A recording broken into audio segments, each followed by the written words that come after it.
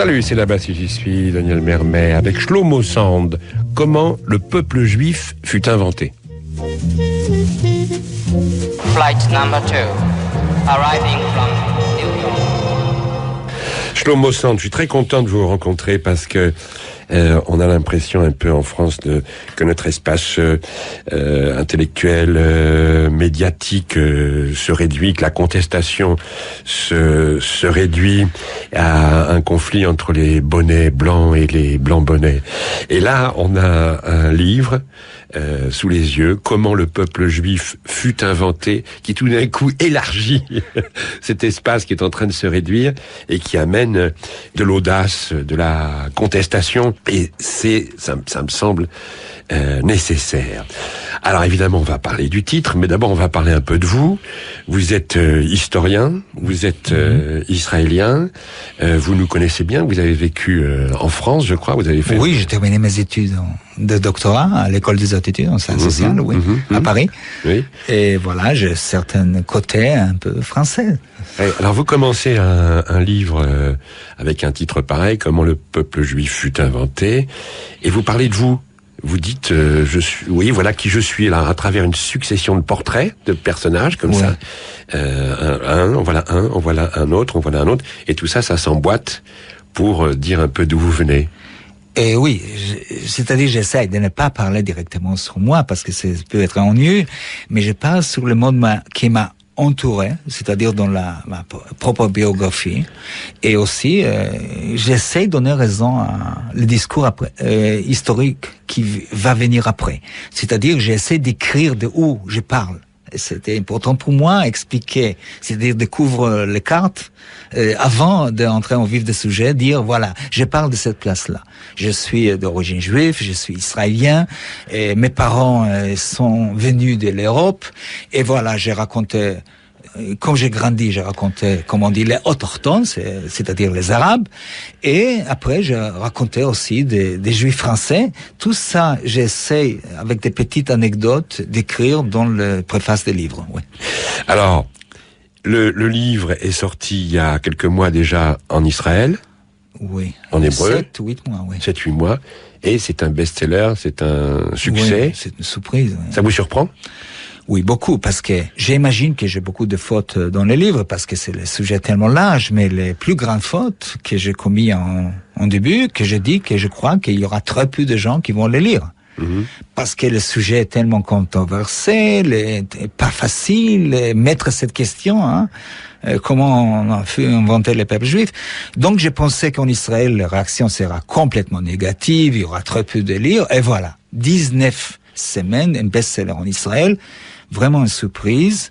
Ça montre une chose. Peut-être nous sommes aussi, comme la France, une société coincée, mais avec un peu plus de curiosité, peut-être. Oui, il y a beaucoup d'ouverture. On peut discuter en Israël. C'est-à-dire, vous savez, si quelqu'un lit les livres, je dis qu'Israël n'est pas vraiment un pays démocratique dans le sens classique des termes, mais c'est un pays pluraliste et libéral dans le sens que la vie intellectuelle et culturelle reste toujours assez vivace, curieuse, et voilà, le livre a trouvé sa place. Alors vous posez une question à travers le titre « Comment le peuple juif fut inventé », mais après tout, c'est une question qui peut être posée à n'importe quel peuple. Exactement. Par exemple, au hasard, le peuple français. Voilà, je crois aussi qu'il y a 500 ans, le peuple français n'a pas existé. Et à la fin du 19e siècle, comme Lavis a commencé à écrire tout ça, les manuels, et en créant un peuple français imaginaire qui commence avec Clovis, c'est aussi une invention. Donc, c'est à propos des peuples juifs, ce n'est pas quelque chose d'exceptionnel.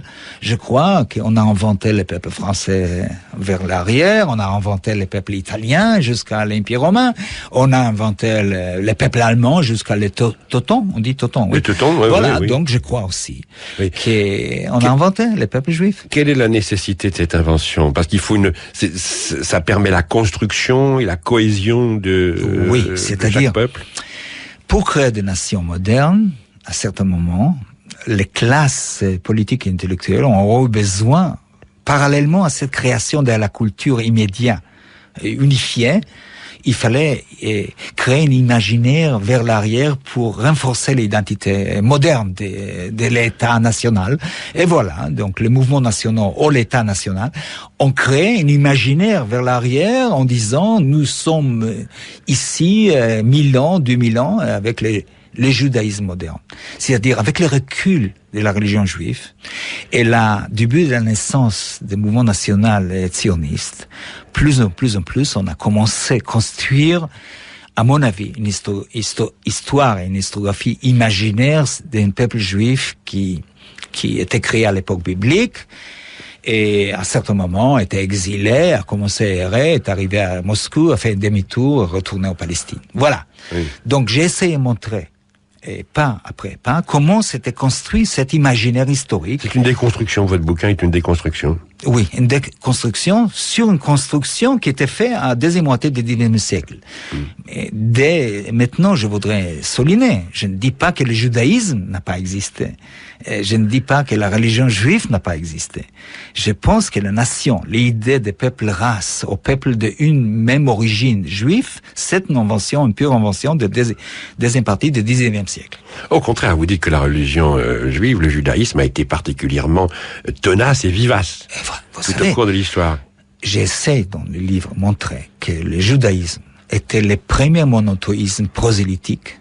Et grâce à cet prosélytisme, il est devenu une religion très importante dans le monde occidental et à mon avis à la base de tout le monothéisme qui va venir après. Mais cette religion, c'est aussi une religion prosélytique. Il voulait être prosélytique et grâce à ce prosélytisme, il y a eu tellement de juifs dans le monde. Voilà, on continue avec Shlomo Sand pour son livre « Comment le peuple juif fut inventé » qui vient de sortir chez Fayard. Je rappelle que Shlomo Sand est professeur d'histoire à l'université de Tel Aviv. Alors, on va essayer d'avancer pas à pas dans votre travail. Vous remettez en cause l'histoire du peuple juif telle qu'elle existe en Israël, par exemple, et telle qu'elle est enseignée aussi en Israël. Vous êtes toujours en guerre contre l'enseignement dans votre pays, et puis telle qu'elle existe aussi dans nos esprits à nous. C'est-à-dire moi je suis sûr que depuis longtemps, non pas depuis toujours, mais depuis longtemps que voilà, les Juifs ont été chassés de leur terre et qu'ils ont erré, le Juif errant, et puis ils sont montés à travers la Russie et puis jusqu'en Pologne, en Allemagne, en France, etc.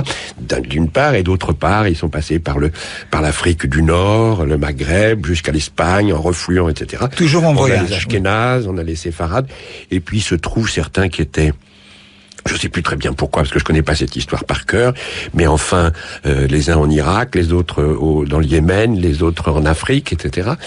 Mais en tous les cas, c'est un peuple chassé, exilé, dispersé. En diaspora. En diaspora, voilà. Et qui, tout légitimement, à un moment de son histoire, au XIXe siècle, éprouve le besoin de revenir sur sa terre originelle, et puis voilà, qui existe aujourd'hui à travers l'État d'Israël. Et vous nous dites, tout ça n'est pas tout à fait vrai. Ouais. Je ne sais pas, heureusement ou malheureusement, mais ce n'est pas vrai. C'est-à-dire, premièrement, vous savez, une simple question. Tout le monde croit que le peuple juif était exilé à 70 ans après Jésus-Christ. C'est-à-dire, Titus, l'empereur romain, a détruit le temple et a exilé le peuple juif. C'est la base de tous les savoirs sur le judaïsme à travers l'histoire. Et voilà, je me souviens arriver à ce chapitre. Demander, est-ce qu'on a exilé les juifs au début de notre ère? Et soudain, je commençais à chercher des livres de recherche. Je n'ai pas trouvé un livre de recherche sur l'acte d'exil du peuple juif. Vous pouvez imaginer, l'acte fondateur de l'existence juive dans l'histoire n'est pas un sujet de recherche. C'est incroyable. Un livre, ni en français, ni en anglais, ni en hébreu, qui parle sur les façons qu'on a exilé le peuple juif. Je m'a lancé dedans et j'étais surprise. Vous savez, on peut dire, voilà, c'est les Shoah number one pour les Juifs, c'est-à-dire cet acte d'exil. Mais cet acte d'exil n'a pas eu lieu. En cherchant, j'ai découvert que ce mythe chrétien du XIIIe siècle, qui a commencé à développer des idées, que les Juifs étaient exilés de leur terre de Palestine ou de Judée. C'est un mythe chrétien de Justinus, des martyrs d'ailleurs, qui a commencé l'idée que les Juifs étaient punis par Dieu à cause de leurs rapports avec les messies, etc. Et à certains moments, le judaïsme talmudiste adopte cette notion d'exil et ça commence à être une façon d'être dans l'histoire, dans le monde exilé. Mais les Juifs n'étaient pas exilés. Les Romains n'ont pas exilé des peuples à cette côté de la Méditerranée du tout. Et pourtant, ça fait partie des choses qui semblent certaines.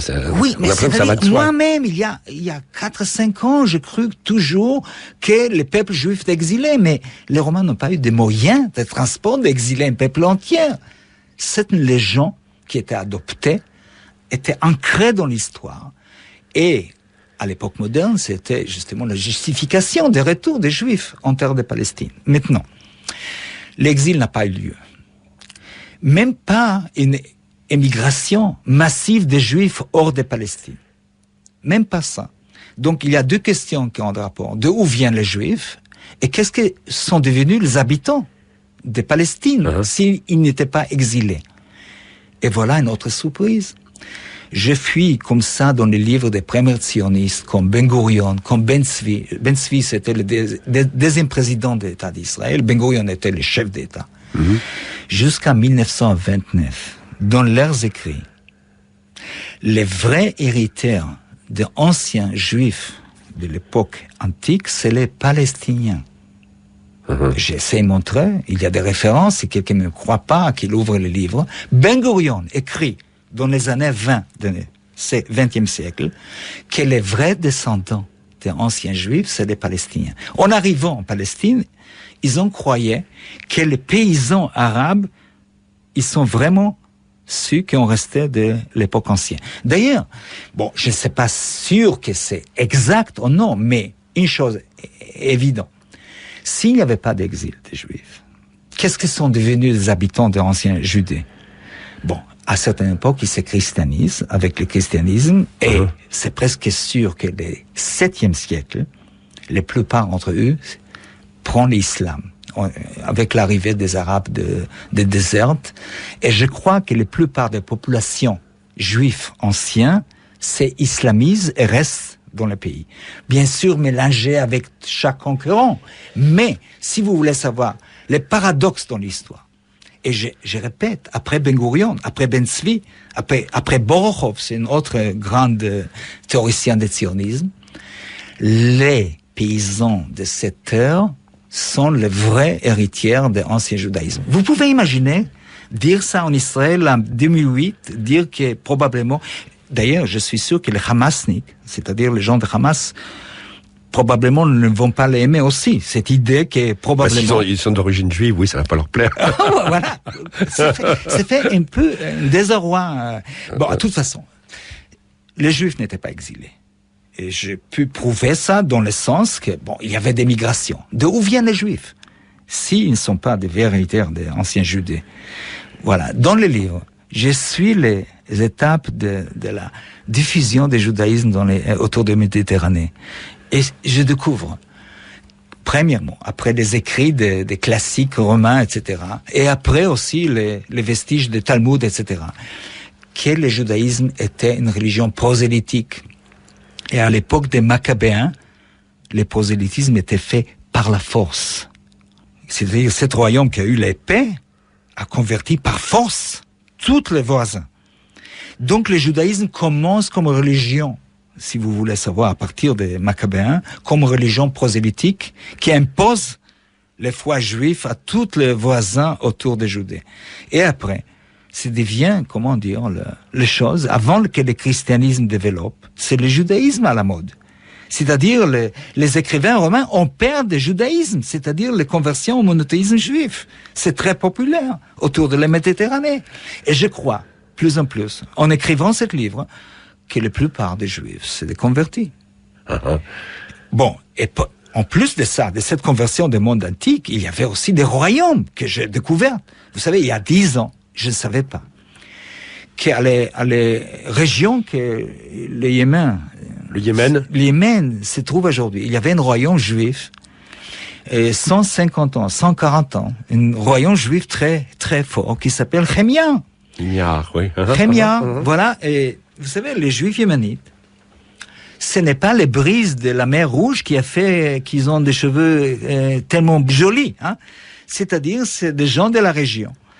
Les juifs yémenites sont des descendants de ce royaume juif très fort qui s'est judaïsé au 5e siècle de notre ère. Qui s'est converti au judaïsme à un moment. Oui, un royaume entier. Oui. Bon. Et bon, nous savons aussi au nord d'Afrique, le judaïsme chez les Berbères, qui était populaire à certaines époques, phéniciens et après berbères. Et tout le monde au nord d'Afrique connaît l'histoire de Caïna. Oui, tout à fait, la reine juive Caïna. Et la résistance juive en face de l'invasion musulmane. Bien sûr. Donc, c'est-à-dire que ces berbères se convertissent au judaïsme pour résister à la poussée arabe qui pousse. Oui. C'est-à-dire, il prend le judaïsme avant que l'islam arrive. Et après... Comme moyen de se défendre. Oui. Pour avoir une cohésion. Oui. C'est ça, c'est d'ailleurs, tout ça. elle a fait un royaume à certaine époque. Et une grande partie des juifs nord-africains, c'est d'origine berbère et arabe. Et si quelqu'un n'accuse pas que je suis ashkénaze, et donc j'accuse de tout le monde d'être converti, et je crois aussi que les ashkénazes, les choses qu'on appelle ashkénazes, sont des gens convertis. C'est-à-dire quoi? Oui, sinon on va avoir les séfarades sur le dos. Alors. Oui, exactement. Donc j'ai dit ouvertement, ce n'est pas seulement les séfarades, c'est aussi l'ashkénaze. D'ailleurs, les séfarades ne sont pas séfarades, les ashkénazes ne sont pas ashkénazes, parce que les juifs qu'on appelle séfarades sont la plupart du nord d'Afrique, pas des séfarades, et les juifs qu'on appelle ashkénazes, comme moi-même, ne sont pas des ashkénazes. Ashkénazes, c'est l'allemand. Et les juifs de l'Europe de l'Est, que les juifs allemands, autrefois, on l'appelle Ostjuden, les juifs de l'Est, et sont, à mon avis, c'est-à-dire cette présence massive démographique des juifs ashkénazes, des juifs de l'Europe de l'Est, vient des conversions massives à l'époque du 8e, 9e siècle. Nous connaissons déjà aujourd'hui plus en plus sur les royaumes des Khazars. Nous savons que beaucoup de Khazars et beaucoup de Slaves s'est convertis au judaïsme. C'est-à-dire il y avait un royaume au 9e siècle, juif, entre les mers Caspiennes et les mers Rouges, que la frontière était beaucoup plus grande que Judée, beaucoup plus grande que l'époque biblique, un grand royaume qui se judaïsait au 9e siècle, la plupart d'ailleurs, et qui ont résisté au moins 200 ans. Et je crois que les plupart... des Mongols? Et les Mongols le poussaient après plus en plus vers l'Europe de l'Est. Et cet événement peut expliquer pourquoi, au début du XXe siècle, il y avait tellement de millions de Juifs à l'Europe de l'Est. De où ils sont venus? Ce n'est pas possible qu'ils sont venus d'Allemagne.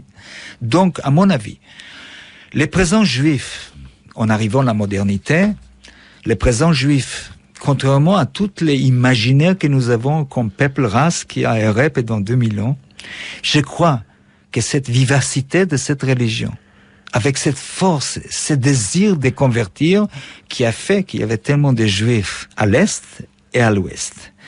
Et les parts de ces Juifs qui ont quitté les Palestines autrefois est minime. C'est-à-dire, à mon avis, Hitler a eu tort. Hitler a eu tort en pensant que les Juifs c'est une race. Il s'est trompé complètement. Il s'est complètement. Et malheureusement, il y a encore des Juifs en Israël et en France et ailleurs qui pensent toujours que les Juifs c'est une race, une peuple race avec une origine. Et vous savez, malheureusement, il y a beaucoup de chercheurs qui cherchent aujourd'hui pas des sangs juifs parce que c'est idiot, mais des gènes juifs. Gènes, on dit en français gènes. ADN. ADN. ADN. Ils cherchent ADN. Les gènes. Gènes. Pardon. Le gène juif. Oui, il y a des laboratoires qui cherchent les gènes juifs. Et ça, c'est, à mon avis, très triste pour prouver une identité commune. Shlomo Sand, les auditeurs écoutent et se disent, mais attends, c'est incroyable, comment est-ce que soudain arrive ce chercheur israélien, sympathique comme tout, qui nous apprend tout ça? Est-ce qu'il y a des antécédents? Vous n'allez pas nous faire croire, vous êtes le premier à mettre le doigt sur toutes ces histoires-là. Il y a des précédents, il y a des chercheurs qui vous ont précédé, que vous suivez. Enfin, vous n'êtes pas le premier à découvrir tout ça. Pas seulement ça, je vais aller plus loin. Pas à cause des modesties, mais à cause des recherches d'honnêteté. Je ne dévoile pas rien de tout nouveau dans les livres. Je prends un certain savoir, je l'organise différemment. Vous savez que parfois, bon, je suis allé spécialiste de l'Antiquité, spécialiste de l'Europe de l'Est, poser des questions, etc. Rien de nouveau dans mon livre. Une chose je faisais. J'organisais différemment le savoir. Et à propos de la question, est-ce qu'il y avait des précédents? Oui, nous savons qu'un homme comme Arthur Koestler, par exemple, qui était un écrivain, Arthur Koestler, oui. qui a tombé sur l'histoire de Khazar par hasard, lui qui était autrefois un sioniste, a tombé sur ça. C'était d'origine juive hongroise, s'est intéressé à ses origines, et il a publié ce livre qui vient d'être, je crois, retraduit en français, le 13e tribu.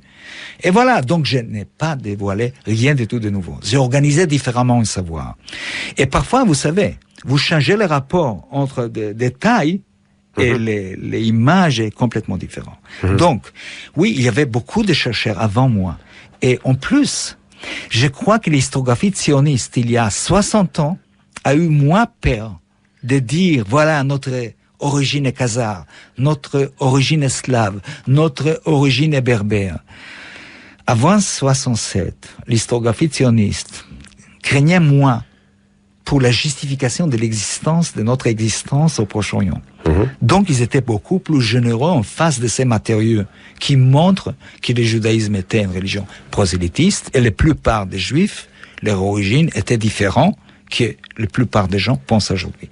Donc, franchement, rien de nouveau dans le livre, à une chose, le savoir est organisé différemment. Je essaie de faire d'une façon la plus rationnelle, mais ce savoir organisé différemment fait un éclat. C'est-à-dire, les gens sont mal à l'aise avec ça. Vous évoquez l'archéologie aussi, qui vient corroborer vos découvertes. Oui, c'est-à-dire l'archéologie israélienne, surtout à partir des années 80-90. D'ailleurs, je m'occupe de ça dans le premier chapitre. D'ailleurs, c'est le point de départ. Moi, je me souviens être à l'université, écouter il y a 15 ans, une conférence de la part d'un archéologue qui me dit que la sortie d'Égypte jamais n'a pas eu lieu. Mais l'archéologie, dans l'année 90, commence à dévoiler et contredire la plupart des choses dans la Bible. C'est-à-dire, la Bible, qui est une grande œuvre théologique, est devenue, au deuxième moitié du XIXe siècle, un livre d'histoire. Moi, j'ai essayé de contribuer à rendre les livres son gloire théologique et réduire ses côtés pseudo-historiques. Sa valeur historique, oui. Je crois que la Bible n'est pas un livre d'histoire, c'est un grand livre littéraire, un grand livre poétique, un grand livre théologique, mais pas histoire. Au passage, vous dites un truc sur la Bible, c'est que c'est passé de main en main, d'auteur en auteur, au fil du temps, qui ont repris Ce n'est pas un livre, c'est une bibliothèque. Une bibliothèque qui a été écrite par tellement d'auteurs différents, avec des goûts différents, avec ceux qui les côtés universalistes les plaisaient beaucoup, à ceux qui, justement, l'ethnocentrisme, la fermeture sur soi-même. Donc, la Bible n'est pas un livre, c'est une bibliothèque, une riche bibliothèque. Il faut prendre les livres des rayons d'histoire et rendre ça dans le rayon théologique. Oui. Mais sur le rayon histoire, finalement, ce que vous nous apprenez, c'est que en fait, sur l'histoire des Juifs, on a l'histoire racontée par Flavius Joseph, à un moment, dont parle par ailleurs Pierre Vidal-Naquet. Bon. Oui. Et puis, il faut attendre quasiment le XVIIIe siècle pour qu'on se penche sur l'histoire des Juifs. Pourquoi ce trou? Pourquoi si long? Pourquoi est-ce qu'on s'intéressait pas à l'histoire de ce peuple? En arrivant chaque fois en France, ça m'amuse qu'on parle juif, peuple des mémoires, etc. Non. Les Juifs n'ont pas écrit leur histoire, n'ont pas aimé leur mémoire. Il y avait les mémoires bibliques, oui. Mais vous savez qu'à partir de Joseph, jusqu'à la modernité, c'est-à-dire jusqu'à le 19e siècle, les Juifs n'ont pas écrit leur propre histoire. Il n'y a pas de livre d'histoire, presque pas. Bon, je vais être prudent. Il y a ici et là des petites choses, vraiment des petites choses marginales. Mais les Juifs n'ont pas eu de mémoire. C'est-à-dire, ils n'ont pas raconté leur propre malheur. De tout, hein. C'est-à-dire, nous savons qu'il y a des chroniques d'Église pendant le Moyen-Âge. Cette masse de chroniques que l'Église nous a laissées, nous n'avons pas ça de la part des rabbinats. Pourquoi? Alors? À mon avis, parce que le temps pour les rabbins n'était pas un temps historique. C'est-à-dire, il n'y avait pas hier, aujourd'hui et demain. C'est-à-dire, il n'y a pas ce sens historique. En lisant la Bible, ils n'ont pas lu leur passé. mais l'ère présent et l'ère future. C'est-à-dire, tous les concepts de notion de temps étaient différents. Pour vous dire, un juif au Moyen-Âge savait qu'il peut sortir dans la rue et raconter Eliyahu. Eliyahu, c'est une des prophètes. C'est-à-dire, il n'y avait pas ici et ailleurs. Vous comprenez, les notions de temps étaient différentes, donc il n'y avait pas une nécessité d'écrire une chronique historique. Un fait, les Juifs n'ont pas une mémoire, sauf les mémoires théologiques, très importantes, qui peut-être est les bases de leur identité, cette mémoire biblique, mais il n'y a pas une notion de durée historique, qui sont dedans. Jusqu'à le 19e siècle, avec le réveil des historiographies, il y a eu aussi, surtout en Allemagne, des historiens juifs, et les premiers historiens juifs, qui commencent à écrire l'histoire juive. Je parle sur Jos, Zuns et des autres. Ils ne pensent pas qu'ils sont en train d'écrire une histoire d'un peuple, mais une histoire d'une civilisation religieuse. C'est-à-dire, eux, ils se considèrent comme Allemands, c'est-à-dire, ils voulaient bâtir une grande république allemande. Je parle sur les première moitié du 19e siècle. Donc, les premières écritures de l'histoire juive n'est pas une histoire d'une nation, d'une race ou d'un peuple, c'est une histoire des communautés religieuses qui sont dispersées, qui leur origine est différente. Donc, à certaines façons, si vous voulez savoir, pas seulement que je n'ai rien découvert, mais je suis allé en arrière et dévoilé les premiers grands historiens juifs. Et je crois que je suis une héritière de ces historiens-là. On continue avec Shlomo Sand pour son bouquin « Comment le peuple juif fut inventé », un livre qui a eu un grand succès en Israël dans sa version, sa première version en hébreu et qui maintenant vient d'être traduit en français. Ensuite, avec le développement du sionisme, on aura toute une série d'historiens sionistes qui baignent dans l'idéologie sioniste et qui iront chercher dans l'histoire les justifications, évidemment, du sionisme. Une chose, c'est-à-dire les justifications qui sont nations, comme la France, comme l'Allemagne. D'ailleurs, c'est calqué sur les notions, à mon avis, des nations allemandes, malheureusement, des peuples allemands, des folk allemands. C'est-à-dire l'histographie sioniste des immédiatés du 19e siècle, j'essaie de montrer ça, et essayer de façonner l'histoire juive après le modèle des historiens allemands, plutôt, et malheureusement, folkistes. C'est-à-dire, bon, pas tous les historiens allemands sont des... On commence à arriver vers les derniers chapitres, c'est-à-dire, il y a un côté critique, pas seulement que l'histoire était un peu légendaire, mais aussi l'essence des identités modernes, des juifs modernes. Donc, les modèles de ces historiens sionistes ou pré-sionistes et les modèles allemands, pas républicains français, pas britanniques, mais plutôt une notion que les peuples modernes existent parce qu'ils existaient déjà au début des temps. C'est-à-dire, pour les Allemands, un vrai Allemand était si quelqu'un est descendu des Teutons, des Ariens, etc. Voilà, de ces historiens, Graetz et ceux qui le suivent, Heinrich Graetz, le premier grand historien nationaliste, si vous voulez.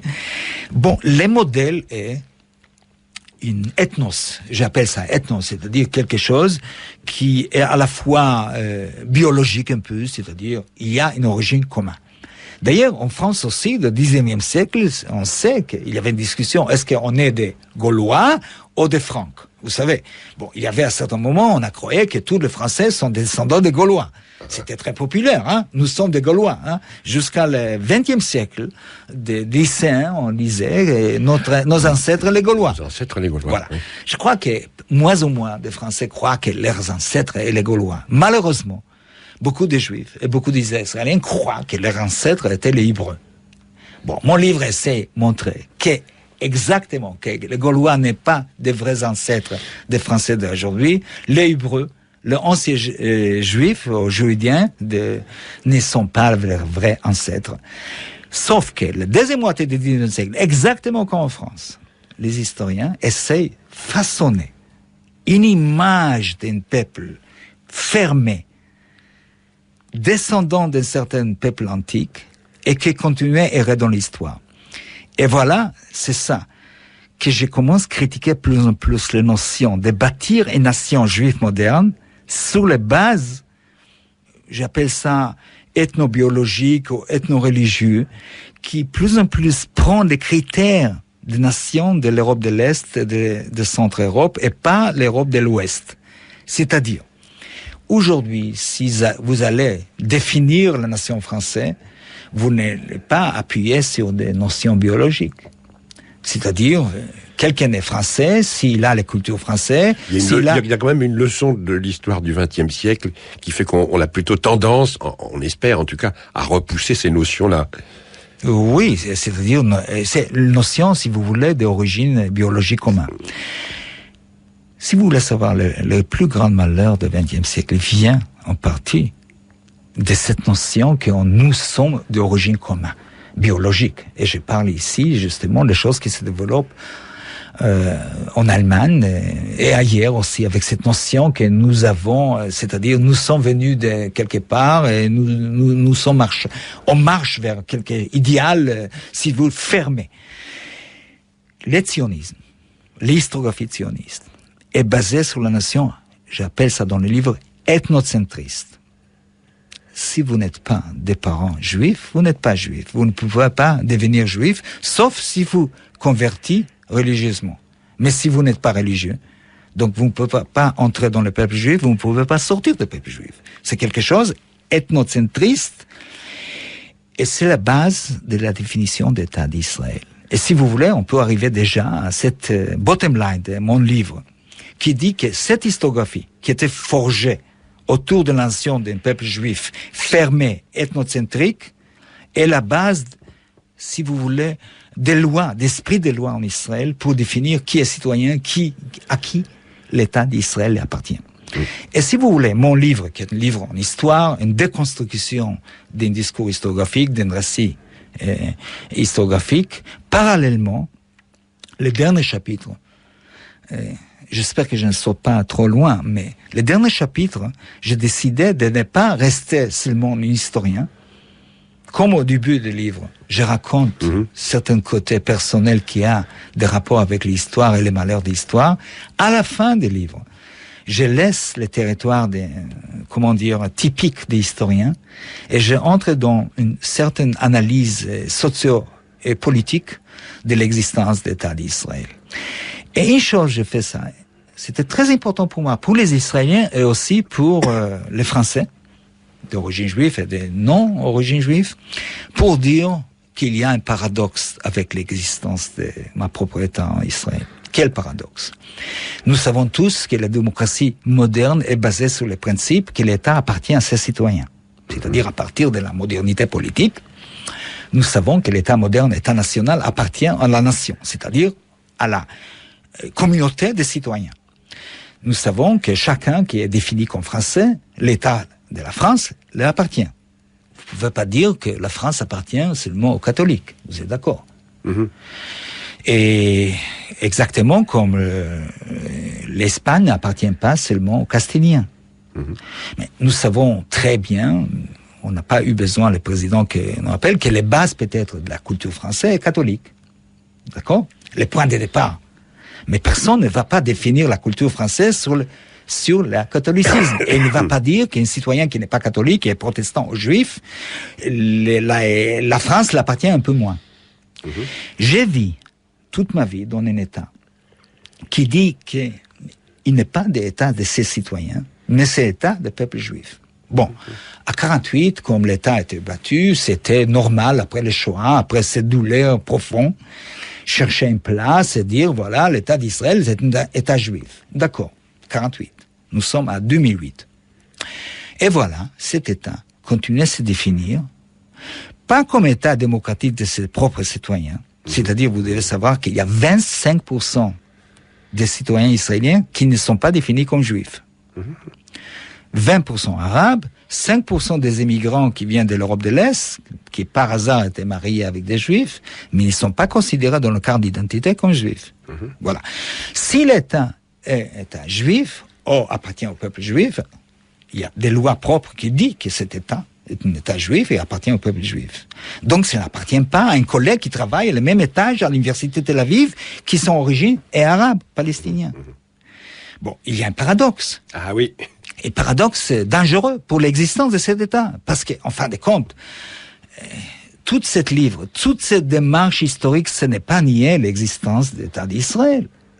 Sauf que, je pose une question. Est-ce qu'un État qui se définit comme il appartient à une population en majorité qui vit hors d'État, qui ne veut pas vivre dans cet État, parce que nous savons qu'il n'y a pas une place dans le monde qu'un Juif ne peut pas émigrer vers Israël.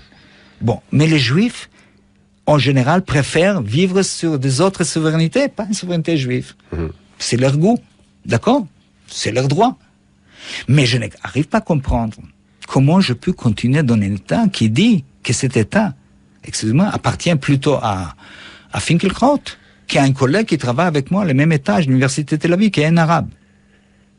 Peut-être Finkielkraut ne veut pas que cet État sera à lui, mais après les lois, l'esprit des lois israéliennes, cet État lui appartient.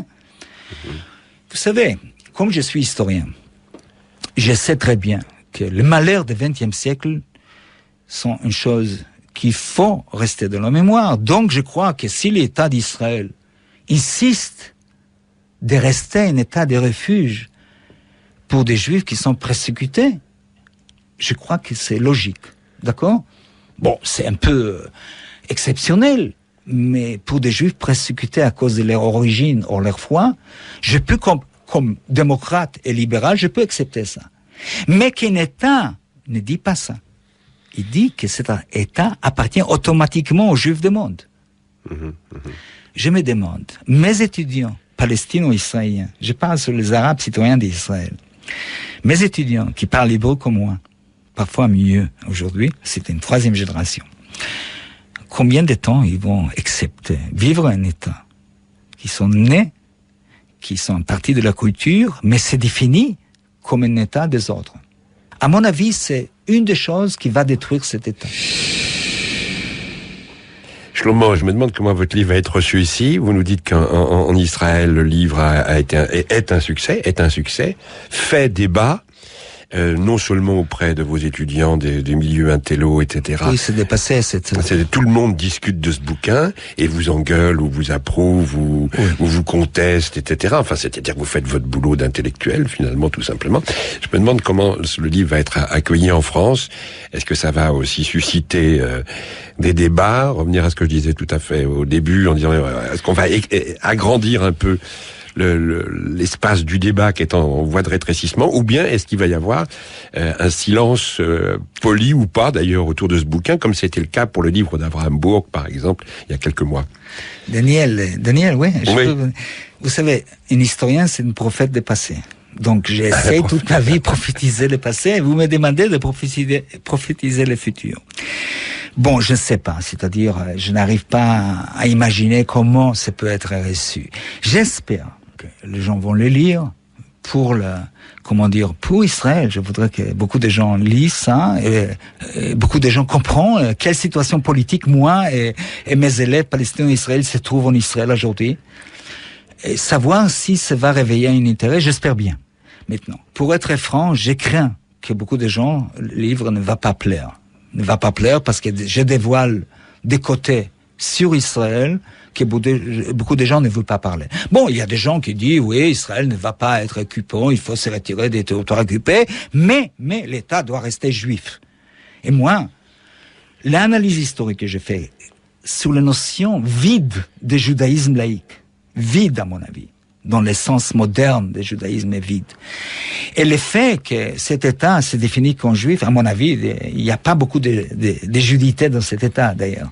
Mais je crains beaucoup qu'il y aura beaucoup de Français, probablement d'origine juive, que le livre va les déranger.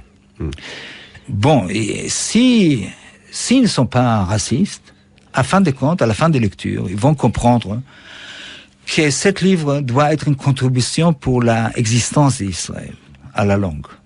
C'est-à-dire, je suis pour un compromis, je suis pour le moment pour 2 États qui vont être confédérés, et peut-être un jour on va vivre ensemble avec tous les Arabes en Palestine. Mais en principe, je suis pour le partage pour le moment, pour une coexistence dans une confédération. Je crois que cet livre, en principe, doit contribuer à cette, force d'Israël d'exister. Parce qu'un État qui nie les droits d'un quart de cette population va créer demain une révolte, pas à Jénine, pas à Nablus, mais en Galilée. Mes étudiants aujourd'hui vont se révolter comme au Kosovo. Vous comprenez? C'est-à-dire, si un État dit que ce n'est pas leur propre État, donc ils vont créer un État au Galilée, sera un État de ses citoyens. Ils vont être dans leur plein droit. Maintenant, mon livre essaie d'éclairer ça, et demander, exiger de mes autorités, des classes politiques israéliennes, d'être conscience. Et je demande aussi des Juifs du monde, s'ils veulent aider Israël, qu'ils nous aident à devenir le plus vite possible une république de ses citoyens. Donc, je crains un peu qu'il y aura les gens qui vont m'attaquer. C'est normal, d'ailleurs. Tant que c'est légitime, cette attaque, tant que ce n'est pas physique, tant que c'est intellectuel, allez-y. C'est juste de bagarrer autour des idées comme ça qui touchent, à mon avis, pas seulement à la politique immédiate, pas seulement à la position morale, mais à notre propre histoire et qui a un rapport direct avec l'avenir. Donc, s'il y aura des bagarres... vous êtes là. Je suis là, je vais revenir pour continuer à bagarrer. Merci beaucoup, Shlomo Sand.